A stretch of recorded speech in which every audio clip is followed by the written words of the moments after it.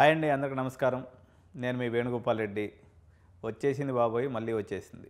కరోనాలో నానా ఇబ్బందులు పడి మన విద్యార్థి లోకం, పర్టికులర్గా పేరెంట్స్ పిల్లల్ని ఇంట్లో పెట్టుకొని ఏగలేక అన్ని కాలేజీలు బంద్ అయిపోయి, హాస్టల్స్ బంద్ అయిపోయి నరకయాతన అనుభవించాం దాదాపు 2 సంవత్సరాల పాటు. ఒకవైపున భయము, ఇంకొక వైపున ఎప్పుడూ ఇంట్లో లేనటువంటి వాళ్ళందరూ ఒకసారి వచ్చి పెట్టేసరికి అమ్మ మీద విపరీతమైనటువంటి భారము, అసలు ఏదన్నా జరిగిపోద్దేమనేటువంటి అన్సర్టనిటీ, ఇన్ని భయాల మధ్య కోవిడ్ 1, కోవిడ్ 2, కోవిడ్ 3 అన్నీ అధిగమించి మొత్తానికి మనందరం సజీవులమై ఉన్నాం.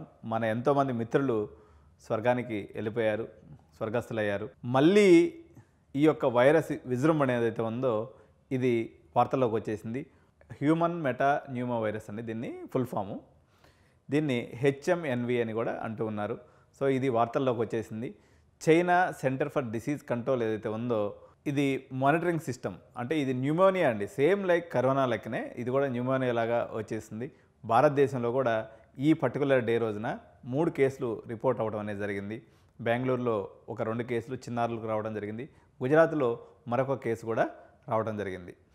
సో ఈ చైనా ప్రోటోకాల్స్ ఏదైతే ఉన్నాయో, ప్యాథోజన్ ప్రోటోకాల్స్ ఇవన్నీ కూడా పెట్టి వాళ్ళు సర్వేలెన్స్ చేస్తూ ఉన్నారు. ఇప్పుడు వచ్చినటువంటి పాండమిక్ సిచ్యువేషన్లో దీన్ని ఏదైనా కానీ ఎందుకో తెలియదు కానీ ఈ అన్ని జబ్బులకి మూలస్థానం మన చైనాగా కనిపిస్తూ ఉంది. సో చైనా అక్కడ వాళ్ళు మరి అప్పుడు చేసి ఎక్స్పోర్ట్ చేసినారన్నారు. ఇప్పుడు మళ్ళీ చూస్తే ఇప్పుడు కూడా వాడికి వచ్చేసింది, వాడికి రాగానే మనకి, ఎందుకంటే పెద్ద దేశం, మన వాళ్ళు ఊరినే అటు ఇటు ట్రావెల్ చేస్తూ ఉంటారు. ఇప్పుడే కాకపోతే కరోనాకి దీనికి మనం కానీ డిఫరెన్స్ తీసుకున్నప్పుడు, కరోనా అప్పుడు అన్ని రకాల వయసుల వాళ్ళు ఇబ్బంది పడ్డారు. ఇప్పటివరకు ఉన్నటువంటి ట్రెండ్స్ని చూస్తున్నట్లయితే ఇది బిలో 5 years పిల్లల మీద చాలా ఇంపాక్ట్ అనేది చూపిస్తూ ఉందండి. ఇప్పుడు వచ్చినటువంటి పిల్లలు కూడా బిలో 5 years పిల్లలు అనమాట. 1.5 year 2 years ఈ పిల్లలకి ఇది రావడం జరిగింది. సో ఈ కరోనా మళ్ళీ లాక్డౌన్ తప్పదా? మన చదువులు ఏమైపోతాయి? ఇప్పుడు కరోనా నుంచి వచ్చినటువంటి బ్యాచ్లో ఉన్నటువంటి పిల్లలు ఎవరైతే ఉన్నారో, ఇంజనీరింగ్ చదువుతున్నారో, వాళ్ళు ఇప్పుడు కూడా ఇబ్బంది పడుతూ ఉన్నారు. నాకు తెలిసి 3rd 4th yearలో ఉన్నారు. ఆ 2 yearsలో పోయినటువంటి ఎఫెక్ట్ ఏదైతే ఉందో వాళ్ళ మీద ఈ రోజు కూడా ఉంది. మళ్ళీ 1 సంవత్సరం రోజులు కానీ లాక్డౌన్ కానీ పడేటువంటి అవకాశం ఉందో, లేదా 2 సంవత్సరాలు పడుతుందో, ఈ యొక్క వైరస్ ఎంత మేరకు ఇంపాక్ట్ చూపిస్తుందనేది తెలియదు. కానీ మనకు ప్రస్తుతానికైతే ఈ కేసులు అయితే ప్రారంభిస్తూ ఉంది. ఆ భయం అయితే మళ్ళీ ప్రజల్లో ప్రారంభమైంది. సో మళ్ళీ ఒకసారి మన మొహానికి మాస్కులు ధరించి మన ప్రయాణాన్ని కొనసాగించాల్సినటువంటి అవసరం ఉంది. ఎందుకంటే students are the more vulnerable group అనమాట. ఎందుకంటే మనం ఒక కాలేజీలో తీసుకున్నప్పుడు, ఒక సిఎంఆర్ లాంటి కాలేజీలో తీసుకున్నా, లేకపోతే మల్లారెడ్డి కాలేజీ, దాదాపు ఒక వేలల్లో పిల్లలు ఉంటారు. ఒక్కడ ఎఫెక్ట్ అయిందంటే వాడి చుట్టూ కూడా వేలాది మంది పిల్లలకు వచ్చేటువంటి అవకాశం ఉంది. మిగిలిన అన్ని డిపార్ట్మెంట్స్ అంతా కూడా ఎక్కువ క్లోజ్గా, అంటే ఒక చిన్న ప్రదేశంలో ఎక్కువ మంది ఉండేటువంటి అవకాశం ఉన్నటువంటి ప్లేస్ ఏదైతే ఉందో, రైల్వే స్టేషన్స్ అనుకోండి, లేదా కాలేజెస్ అనుకోండి, స్కూల్స్ అనుకోండి, ఫస్ట్ ఇవి ఇమీడియట్గా ఎఫెక్ట్ అవుతాయి. తర్వాత ఇప్పుడు మనకి ఏంది పరిస్థితి అనుకున్నట్లయితే, మీరు భయపడాల్సిన అవసరం లేదు, కానీ అలానే అజాగ్రత్తగా ఉండాల్సినటువంటి అవసరం లేదు. పర్టికులర్గా కొన్ని స్టెప్స్ ఏదైతే ఉన్నాయో, మీరు రెగ్యులర్గా విద్యార్థులు పర్టికులర్గా అవకాశం ఉన్నప్పుడల్లా హ్యాండ్ వాష్ చేసుకోండి. నేను కాలేజ్ మేనేజ్మెంట్స్ కూడా చెప్పేది ఏంటంటే, కనీసం మీరు ఆ శానిటైజర్స్ లేకపోతే ఏదైతే ఉన్నాయో కాలేజీలో ఏర్పాటు చేయండి. అదేవిధంగా ప్రతి విద్యార్థి కూడా మాస్క్ పెట్టుకొని మీరు మీ యొక్క జర్నీని మొదలు పెట్టాల్సినటువంటి పరిస్థితి అయితే వచ్చింది. సరే, ప్రస్తుతానికైతే తెలంగాణలో కానీ ఏ కేసు అయితే రిపోర్ట్ కాలేదు. కానీ బెంగళూరు మనకు కూతవేడి దూరంలో ఉంది. పండగల సీజన్ ఉంది. మ్యాక్సిమం అందరం ఊళ్ళకి వెళ్ళిపోతున్నాం.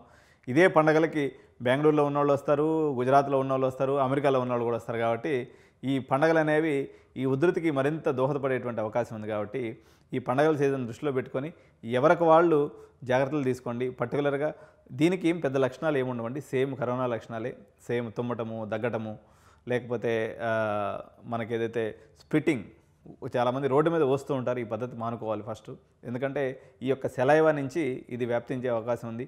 ఇంకా కొంతమంది చెప్తూ ఉన్నారు, క్లారిటీ లేదు కానీ ఇది కూడా గాల్లో కూడా వ్యాపించే అవకాశం ఉందని చెప్పేసి చెప్తూ ఉన్నారు. అడ్వైజరీ జారీ చేస్తూ ఉన్నారు డిఫరెంట్ స్టేట్స్కి సంబంధించి. సో వచ్చినటువంటి పిల్లల్లో కూడా ఒక్క అమ్మాయి మాత్రం ప్రజెంట్ ఇంకా ఐసీయూలో ఉంది. మిగిలినటువంటి పిల్లలు మాత్రం కొంచెం పర్వాలేదు, కోలుకున్నటువంటి పరిస్థితి ఉంది. సో ఈ యొక్క హెచ్ఎంపీవీ వైరస్ ఏదైతే ఉందో ఇది upper and lower respiratory infections దీన్ని ఎక్కువ కలిగిస్తుందని చెప్పేసి చెప్తూ ఉన్నారు. సో ఇది ఎలాగో వింటర్ కాబట్టి దానికి మంచి సీజన్.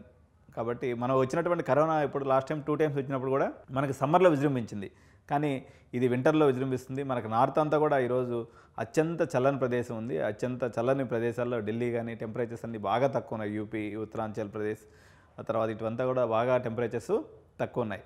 కాబట్టి ఈ పండగలు ఈ వ్యాప్తికి దోహదం కాకుండా ఉండాలన్నట్లయితే వీలైన కాడికి దీనికి మనకి సెల్ఫ్ మెయింటెనెన్స్ మాత్రమే తీసుకోవాల్సినటువంటి అవసరం ఉంది. సో ఒకవేళ నిజంగా లాక్డౌన్ పడితే అన్న ఒక పాయింట్ని దృష్టిలో పెట్టుకొని మీరైతే కొంత లగేజ్ని కూడా ఊరికి తీసుకెళ్ళండి. ఎలాగో పండగ ఊరికి వెళ్తున్నారు కాబట్టి ఇంకొంచెం లగేజ్ని ఎక్స్ట్రా పట్టుకోబండి. సిచ్యువేషన్ ఏంటి అనేది మనకు తెలియదు, మనమేమి ఎగ్జాజరేషన్ చేయట్లేదు, కానీ బట్ ఇది రూల్డ్ అవుట్ చేయలేనటువంటి సిచ్యువేషన్. కరోనా కూడా అసలు మనం ఎవరో ఎక్స్పెక్ట్ చేయని టైంలో అది వచ్చేసి మనల్ని కొంపముంచింది, చాలా ఇబ్బంది పెట్టింది. సో మీరందరూ కూడా అత్యంత జాగ్రత్తగా ఉండాలని చెప్పేసి విద్యార్థి లోకానందరికీ కూడా తెలియజేసుకుంటూ thank you so much. By by.